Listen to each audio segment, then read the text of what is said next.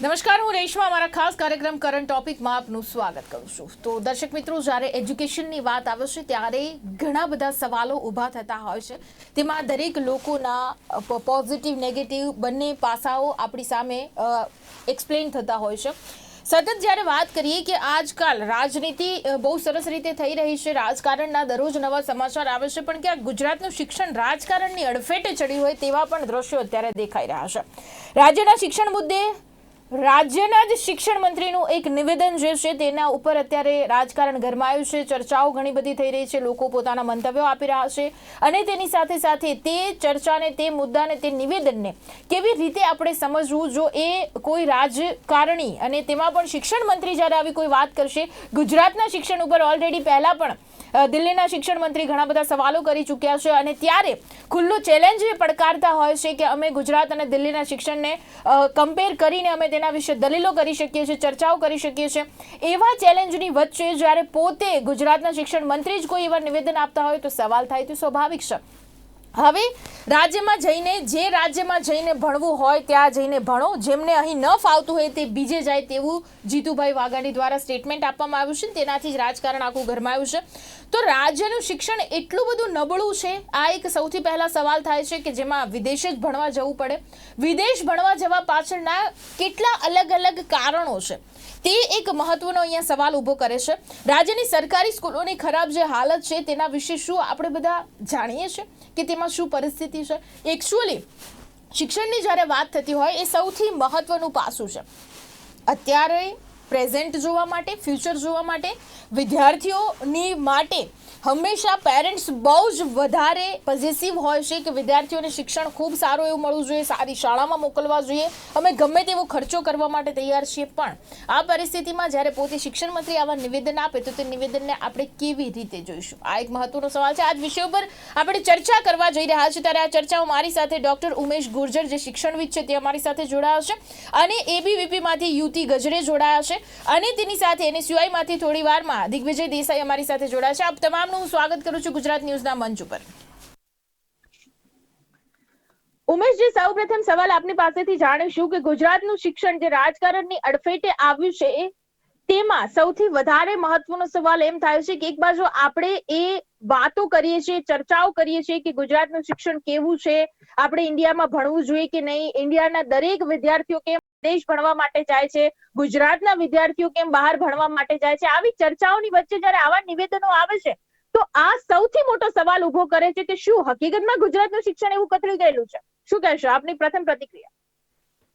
જી રેશમા, આપે જણાવ્યું એ પ્રમાણે એક સમય હતો ભારત દેશનો કે વિદેશોમાંથી ભારત દેશમાં લોકો ભણવા આવતા.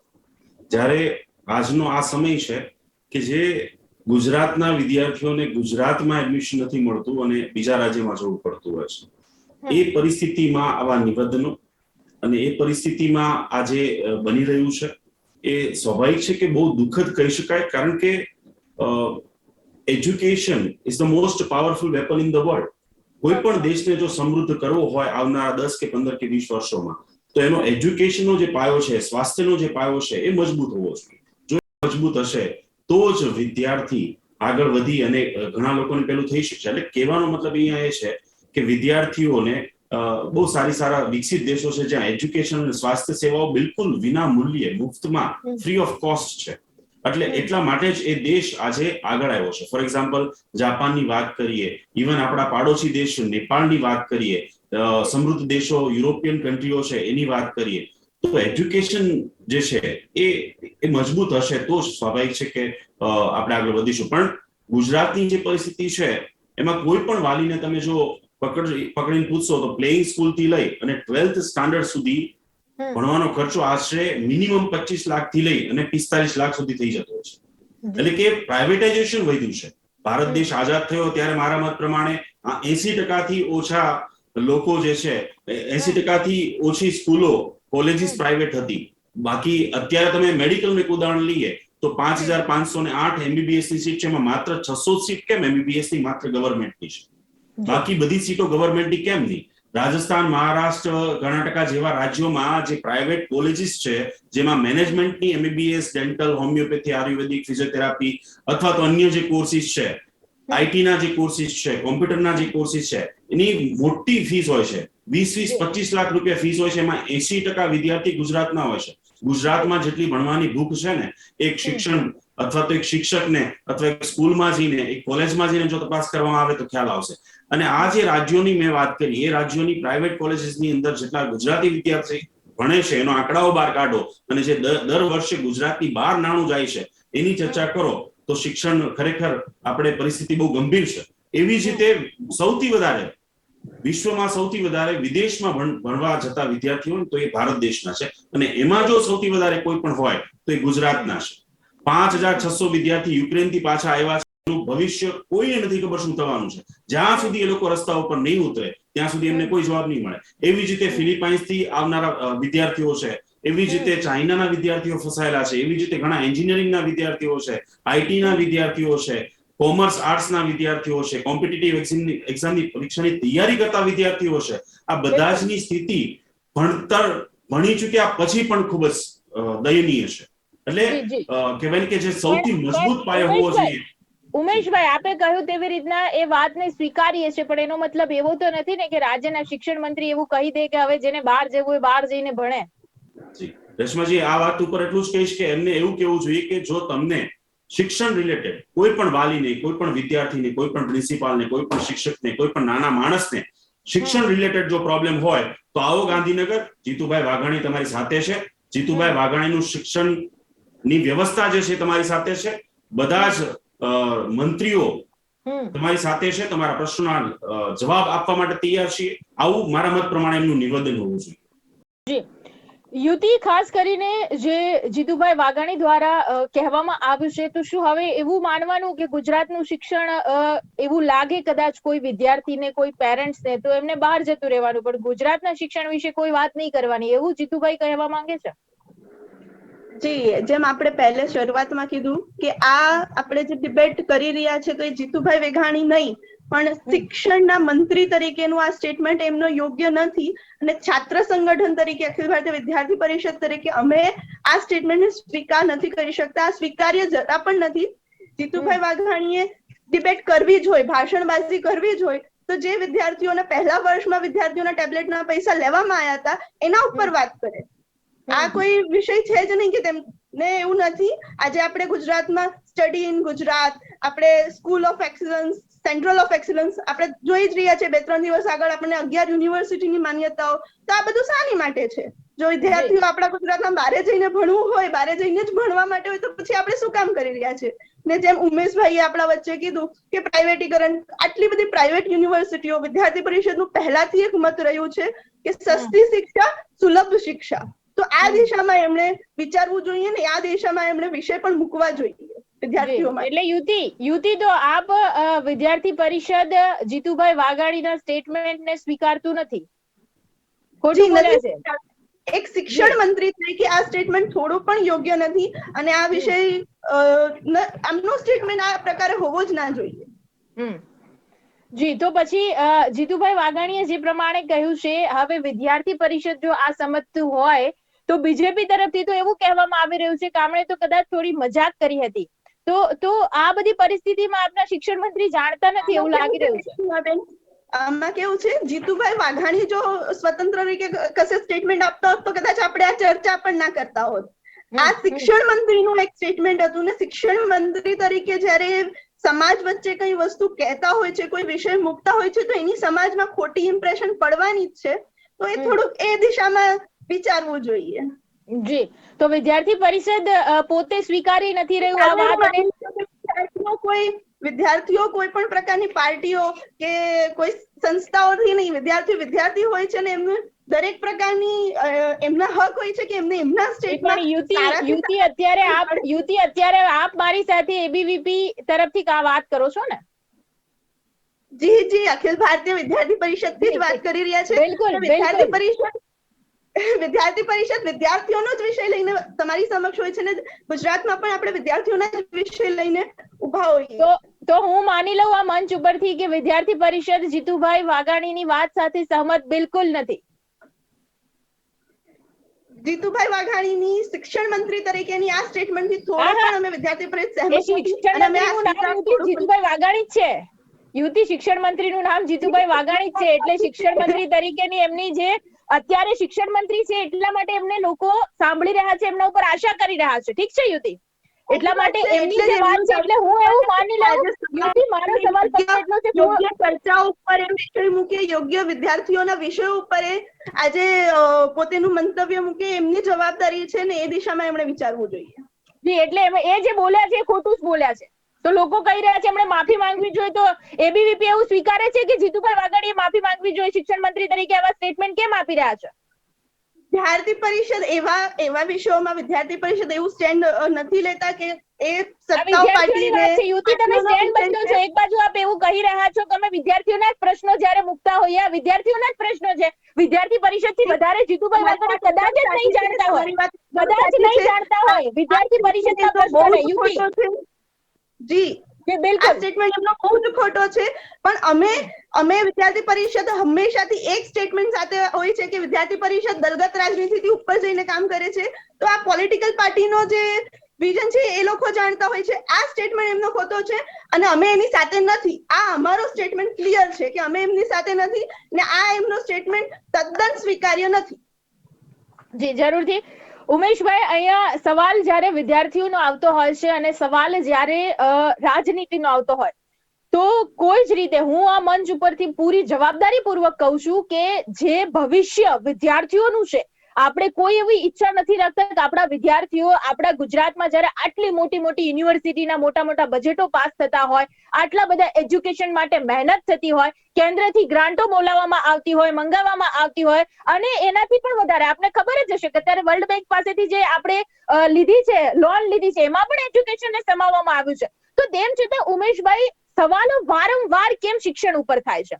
આપણા વિદ્યાર્થીઓ અત્યારે વિદેશમાં જાય છે, સૌથી વધારે કેમ જાય છે અને કદાચ દરેક લોકો અત્યારે જાણે જ છે કે કયા કારણથી અહીંયા જઈ રહ્યા છે. અને એમાં પણ વધારે ઉમેશભાઈ મારા કરતા વધારે જાણતા હશે કે વિદેશમાં જઈને પણ એમને જે એન્ટ્રન્સ આપવી પડતી હોય છે, કઈથી જે એન્ટ્રન્સ આપવી પડતી હોય છે, ગુજરાતીઓ સૌથી વધારે અહીંયા પાસ થતા હોય છે. એટલે સવાલ અહીંયા એમ છે, કાં તો કદાચ જીતુભાઈ વાઘાણીના સ્ટેટમેન્ટની સાથે જો આપણે જોઈએ તો જીતુભાઈ વાઘાણીએ કદાચ એ સ્ટેટમેન્ટ કોઈ ગુસ્સામાં આવીને કહ્યું છે અને જો હકીકતમાં કહ્યું હોય તો પૂરેપૂરો અભ્યાસ કદાચ કરવાનો બાકી છે. ઉમેશભાઈ. જી, રશ્મિજી, આપણે જે વાત કરી એ મુજબ મેં ઓલરેડી એડ ઓન કર્યું કે આપણે બહુ મોટી અમાઉન્ટ એક પેરેન્ટ્સ તરીકે વિચારીએ તો બહુ મોટી અમાઉન્ટ જે છે એ ખર્ચતા હોય છે એજ્યુકેશન પાછળ. અને એજ્યુકેશનની ભૂખ જે ગુજરાતની અંદર છે એટલી મેં અન્ય રાજ્યોમાં નથી જોઈ. અને એ ભૂખ સાથે ઇન્ફ્રાસ્ટ્રક્ચર ના હોય, ઇન્ફ્રાસ્ટ્રક્ચરના અભાવને કારણે વિદ્યાર્થી અન્ય રાજ્યો તો વિદેશ તરફ દોડતો હોય છે. એપ્રોક્સિમેટલી દર વર્ષે મારા મત મુજબ 15 થી 20,000 વિદ્યાર્થીઓ 12th પછી અથવા તો યુજી અંડર ગ્રેજ્યુએશન કોર્સ પછી વિદેશ ભણવા જઈ રહ્યો છે. ઇન્ટુ તમે 10 લાખ રૂપિયા મિનિમમ ખર્ચો ગણી લો એક વર્ષનો ત્યાંનો ફીસ સાથેનો, તો વિચાર કરો કે ગુજરાતનું જે નાણું છે ને એ વિદેશમાં જઈ રહ્યું છે. ગુજરાતનું જે નાણું છે એ અન્ય રાજ્યોમાં જઈ રહ્યું છે. એટલે એ બાબતે પણ સરકારે ધ્યાન આપવું જોઈએ. એજ્યુકેશનને પાવરફુલ જો કરવામાં આવશે તો ગુજરાતનું સૌથી પહેલા તો એ છે કે ભાવિ છે એ ખૂબ જ એજ્યુકેટેડ બનશે, નંબર 1. નંબર 2, ગુજરાતનું નાણું છે એ ગુજરાતની અંદર જ રહેશે. અને એના માટે ઓલરેડી તમે કહ્યું એ પ્રમાણે સેન્ટ્રલ ગવર્મેન્ટ અન્ય સંસ્થાઓ દ્વારા ઘણી મદદ કરવામાં આવે છે, ફંડિંગ કરવામાં આવે છે. પરંતુ આપણે જો નજર કરીએ ગુજરાતનું જે બજેટ બહાર પાડવામાં આવે છે, ભારત સરકારનું જે બજેટ બહાર પાડવામાં આવ્યું છે, એમાં જે એજ્યુકેશન રિલેટેડ જે ખર્ચો આપવામાં આવે છે, નાણાં જે ફાળવવામાં આવે છે ને, એ આપણે નેપાળ જે નાનો એવો દેશ છે કે જે નાની નાની વસ્તુ માટે આપણી પાસે આવતો હોય છે હેલ્પ માટે, એ દેશ કરતા પણ આપણે ઓછું નાણું ફાળવીએ છીએ આ સેક્ટરની અંદર. બિલકુલ, and that's the biggest problem. અને એના કારણે આખું જે આ તંત્ર છે એમાં વારંવાર કંઈક ને કંઈક ન્યૂઝ ચેનલ્સની અંદર આપણે જોતા હોય છે, ન્યૂઝપેપર્સની અંદર જોતા હોય છે, વાલીઓનો વિરોધ આવતો હોય છે, વિદ્યાર્થીઓનો વિરોધ આવતો હોય છે, એક્સેપ્ટ ધેટ સ્કૂલોના ઇશ્યુઝ થતા હોય છે, કોલેજીસના ઇશ્યુઝ થતા હોય છે.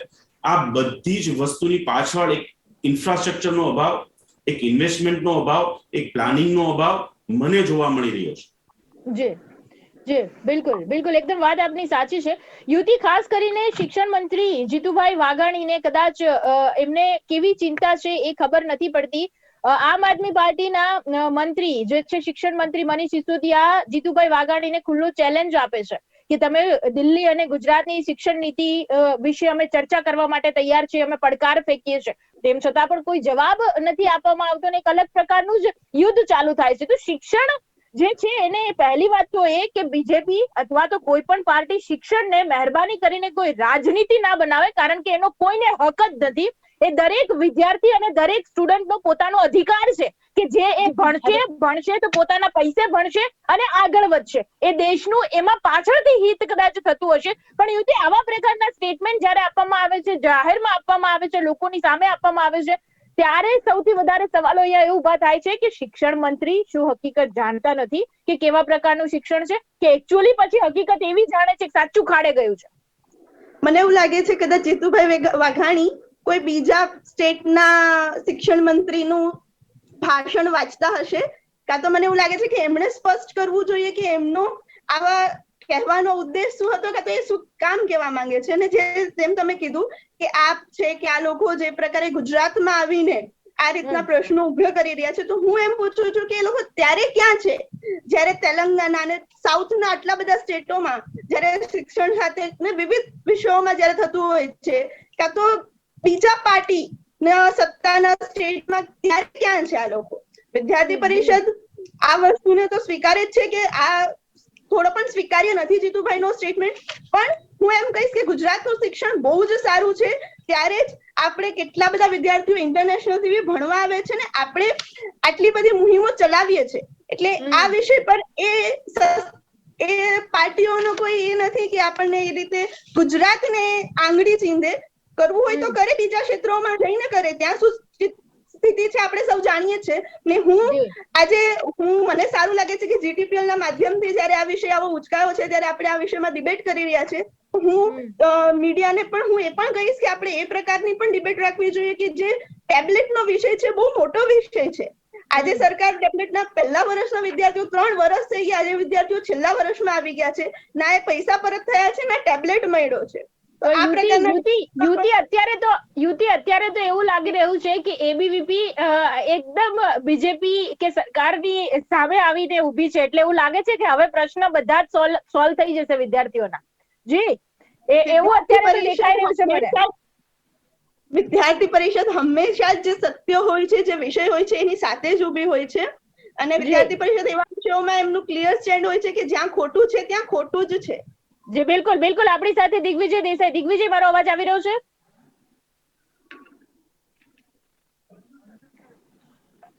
જી અનમ્યુટ કરો. જી વોઇસ તમારો અનમ્યુટ કરશો પ્લીઝ.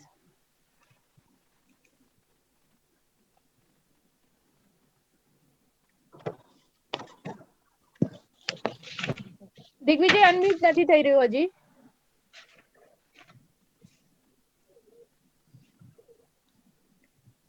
જી તો કોઈ ટેકનિકલ ઇશ્યુ હજી આવી રહ્યો છે. જરૂરથી ઉમેશભાઈ, જે પ્રમાણે આપણે વાત કરીએ કે સિસ્ટમની રાજ્યની શિક્ષણ વ્યવસ્થા ઘણી બધી સવાલો અહીંયા થઈ રહ્યા છે. આપણે જોઈએ છે જેવા પ્રકારની પરિસ્થિતિની જો વાત કરીએ, એરિયલ વ્યૂથી જો જોઈએ તો કોમ્પિટિશન એટલું બધું છે. એડમિશન માટેની જે ફીસની જો વાત કરવામાં આવે તો એટલી બધી છે. અને આપણે તો બહુ સારી રીતે ખબર હશે કે નાનપણમાં જે બાળકોને અત્યારે પ્લે ગ્રુપમાં બી મૂકવા પડે તો એમાં પણ બહુ જ મોટા પાયે કદાચ ફીસ, કે એક જમાનાની અંદર કદાચ 12મા સુધી કોલેજ સુધી છોકરાઓ ભણતા તો બી એટલી બધી ફીસ નહોતી થતી અને ભણી લેતા હતા. હવે જે પ્રમાણેનો સમય બદલાયો છે તે મુજબ આપણે જોઈએ, કોમ્પિટિશનનો જો વાત કરીએ, પરીક્ષાની જો વાત કરીએ, પેપર ફૂટી રહ્યા છે, પેપરોમાં ભૂલો નીકળી રહ્યા છે, આ અલગ અલગ જે મુદ્દાઓ છે ઉમેશજી, અહીંથી સૌથી વધારે કહેવાય કે માનસિકતા ઉપર અસર પડી રહી છે. પેરેન્ટ્સ હવે ડરી રહ્યા છે કે શું ભવિષ્ય, ગુજરાતમાં ગણીએ, ઇન્ડિયામાં ગણીએ, મારા દીકરા કે દીકરીનું શું ભવિષ્ય? એટલે આ યુક્રેનના દાખલાઓ આપણી સામે આવીને ઉભા રહ્યા. આટલા ટાઈમથી, આટલા સમયથી વિદ્યાર્થીઓ યુક્રેનમાં જઈને જે ભણતા હતા, અચાનક જ આપણે મદદ માટે બોલવા પડે, આપણી પાસે આટલો બધો આંકડો આવ્યો તો એક સવાલ થયો કે આટલા બધા વિદ્યાર્થી યુક્રેનમાં ભણવા માટે ગયા છે. હવે આ પરિસ્થિતિની અંદર જયારે આપણે જોઈએ તો આમાં કેમ સુધારો ના કરી શકીએ? એક બાજુ આપણે 11 યુનિવર્સિટી માટે બહુ જ બધા ભંડોળો આપી રહ્યા છે, બહુ જ સરસ રીતના એવી નામના પોતે મેળવી રહ્યા છે, પણ હજી ક્યાંક કંઈક ખૂટી રહ્યું છે ઉમેશભાઈ, એ શું? તૂટી રહ્યું છે ઈચ્છા શક્તિ, વિચારધારણા, અને એને સાચા હૃદયથી કહેવાય ને કે નિભાવવી. ફોર એક્ઝામ્પલ, કોઈ પણ વ્યક્તિ સરકાર અથવા તો સરકારના કોઈ પણ મંત્રીને અથવા તો XYZ સમાજના કોઈ પણ વ્યક્તિને એવી કોઈ રજૂઆત કરે કે જેને તકલીફ હોય, તો ગુજરાતની અંદર ચાલતી તમામ સંસ્થાઓ, શાળાઓ, સરકાર એ તમે અને મેં અને GTPL ને જોઈ રહેલા તમામ દર્શકોના ટેક્સના પૈસાથી થઈ રહ્યું છે. તો સ્વાભાવિક છે કોઈ પણ વ્યક્તિ તમારી સામે પ્રશ્ન રાખે તો તમારે એ પ્રશ્નનો આન્સર આપવો જોઈએ.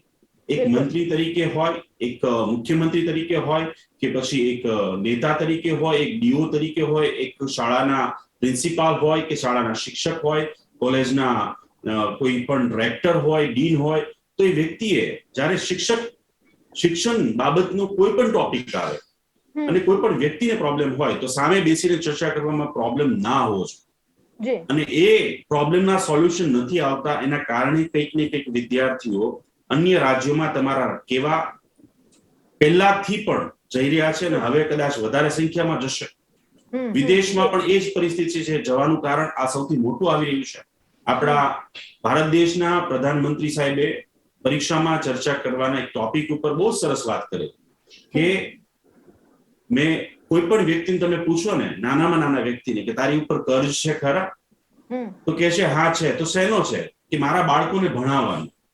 વિચાર કરો, ભારત દેશનો, ગુજરાતનો વ્યક્તિ, નાના ગામડાનો વ્યક્તિ લોકો પાસેથી પૈસા ઉધાર લઈને, લોનો લઈને, પોતાનું ઘર ગીરવી મૂકીને પોતાના બાળકોને ભણાવતો હોય છે, એ આશા સાથે કે ભાઈ એ 12th પછી સારી જગ્યાએ કોલેજમાં એડમિશન મળે, ગવર્મેન્ટ કોલેજમાં એડમિશન મળે, ફ્રી ઓફ કોસ્ટ સ્ટડી મળે, અથવા કોમ્પિટિટિવ એક્ઝામમાં આગળ વધે. પણ તમે જે પ્રમાણે કહ્યું એ પ્રમાણે અલગ અલગ પરીક્ષાના પેપર ફૂટવા, પરીક્ષા વિદ્યાર્થીઓ આવતા હોય છે 10th પછી કે ભાઈ મારે B ગ્રુપ રાખવું, A ગ્રુપ રાખવું, પણ સાયન્સના નામથી ડરી જાય છે કે ભાઈ 4-5 લાખ રૂપિયા કાઢીશું ક્યાંથી? અમે હોસ્ટેલમાં રહેવાનો ખર્ચો કાઢીશું ક્યાંથી? ક્યાંથી અમે આ બધી વ્યવસ્થાઓ ઊભી કરીશું? અને એ કારણોસર નાનો જે વિદ્યાર્થી છે, ગામડાનો છે, જે હકીકતમાં સારો ડોક્ટર, સારો એન્જિનિયર, સારો એડવોકેટ, સારો CA, સારો નાગરિક, સારો વ્યક્તિ બનવાનો છે, એ કંઈક સારા ભણતરથી પાછળ રહી જાય છે. અને જેની પાસે થોડા ઘણા પૈસા છે એ ગુજરાતની બહાર જાય છે, અન્યના કેવા ન કહેવાથી કોઈ મતલબ વગર વિદેશ પણ જઈ રહ્યા છે અને ભણી રહ્યા છે. પણ એનાથી સૌથી મોટું નુકસાન જે છે એ ગુજરાતને થઈ રહ્યું છે, કારણ કે ગુજરાતનું ભંડોળ, પૈસા બહાર જઈ રહ્યા છે, ગુજરાતનું ટેલેન્ટ વિદેશમાં જઈ રહ્યું છે. તો આ પોઈન્ટ ઉપર ડેફિનેટલી હું તો કહીશ કે GTPL ઉપર આવીને ચર્ચા કરવી જોઈએ, દરેક મંત્રીઓ મળીને ચર્ચા કરવી જોઈએ, અને ખાસ કરીને શિક્ષણવિદો છે, શિક્ષકો છે, પ્રિન્સિપલો છે, જુદા જુદા સામાજિક ક્ષેત્રે કાર્ય કરતા લોકો છે, આ બધા જ વાલીઓ વિદ્યાર્થીઓને મળી એમના સજેશન્સ પ્રમાણે આનો સુધારો જલ્દીથી કરવો જોઈએ. કારણ કે જો શિક્ષણ નહીં હોય તો ગુજરાત અને ભારત દેશનું ભવિષ્ય નહીં. જી બિલકુલ બિલકુલ. યુતિ, છેલ્લે આપની પાસેથી ટૂંકમાં જાણવા માંગીશું કે વિદ્યાર્થી પરિષદ આ સ્ટેટમેન્ટને લઈને શું હવે કહેવા માંગે છે? કારણ કે આપે કહ્યું તેવી રીતે આપના સ્ટેટમેન્ટમાં ક્લિયર છે કે જીતુભાઈ વાઘાણીએ ખોટું કહ્યું છે અને એમને આવું ના કહેવું જોઈએ અને એમાં સુધારો કરવાનો. તો આપને નથી લાગતું કે ગુજરાતના શિક્ષણમાં હજી સુધારો કરવાની જરૂરત છે? જી, હું તમને પહેલા તો કહેવા માંગીશ કે વિદ્યાર્થી પરિષદ કોઈ પોલિટિકલ પાર્ટી સાથે કેમ નથી જોડાયેલું. વિદ્યાર્થી પરિષદ હંમેશા વિદ્યાર્થી હિત માટે જ કામ કરતું હોય છે. જેમ આપણી ચર્ચાઓ થતી હતી કે બજેટમાં અને શિક્ષણ માટે, તો વિદ્યાર્થી પરિષદનો વર્ષોથી એક નારો રહ્યો છે કે શિક્ષા પે ખર્ચ કિતના હો, બજેટ કા 10વાं હિસ્સા હો. એટલે શિક્ષણમાં જ સુધારો કરવાની તો સતત જરૂર રહેવાની જ છે અને કરતા રહેવું જોઈએ. એટલે હું તો એ જ આગ્રહ કરીશ કે આપણે હેલ્ધી શિક્ષણ, સારું શિક્ષણ આપણા સ્ટેટમાં, આપણા ગુજરાતમાં કઈ રીતે આપી શકીએ, અને જે પ્રકારે આ પ્રાઇવેટીકરણ આ છે આને કઈ રીતે આપણે સસ્તી શિક્ષા માટે અપ્રોચ કરી શકીએ, એના ઉપર આખી ડિબેટો કરવી જોઈએ. બિલકુલ જી, ચોક્કસથી. તો દર્શક મિત્રો, મહત્વની વાત અહીંયા કે ગુજરાતનું શિક્ષણ રાજકારણની અડફેટે તો છે, પણ તે સાથે સાથે કોઈ પણ રાજકીય પાર્ટીએ શિક્ષણ કેવું હોવું જોઈએ, કેવી રીતે ભણાવવામાં આવશે, શું ભણાવવું જોઈએ, આ બધી વાતોને કદાચ એનાથી કોઈ જવાબદારી ના લેવી જોઈએ. કારણ કે આપણી પાસે બહુ જ સારા એવા શિક્ષકો છે જેણે ઘણું બધું જ્ઞાન મેળવેલું છે, સાચું જ્ઞાન મેળવેલું છે કે એમને પોતાના બાળકોને કેવી રીતે ભણાવવા છે, સ્કૂલમાં આવતા બાળકોને, કોલેજમાં આવતા બાળકોને કેવી શિક્ષા આપવી છે. એટલે જે પરિસ્થિતિઓ અત્યારે દેખાઈ રહી છે મુજબ એક બાજુ કદાચ શિક્ષકો બહુ જ બધી મહેનત કરીને તનતોડ હિંમતથી કદાચ આગળ વધી રહ્યા છે કે પોતાના વિદ્યાર્થીઓ કે પોતાના રાજ્યના વિદ્યાર્થીઓ બહુ જ સારી રીતે પોતાની પગભર ઉપર ઉભા થઈ અને ગુજરાતનું અને દેશનું નામ રોશન કરે, અને તેની સામે આવા બધા સ્ટેટમેન્ટ જ્યારે આવતા હોય તો ઘણા બધા લોકોની હિંમત તૂટતી હોય છે. તો જરૂરથી આ તમામ પ્રકારની ચર્ચામાં મારી સાથે ડોક્ટર ઉમેશ ગુર્જર જે શિક્ષણવિદ છે જોડાયા હતા અને યુતિ ગજરે જોડાયા હતા. ખૂબ ખૂબ આભાર આપનો. Thank you very much. તો દર્શક મિત્રો, ફરીથી મળીશું એક નવા વિષય પર ચર્ચા કરવા. ત્યાં સુધી રજા આપશો. નમસ્કાર.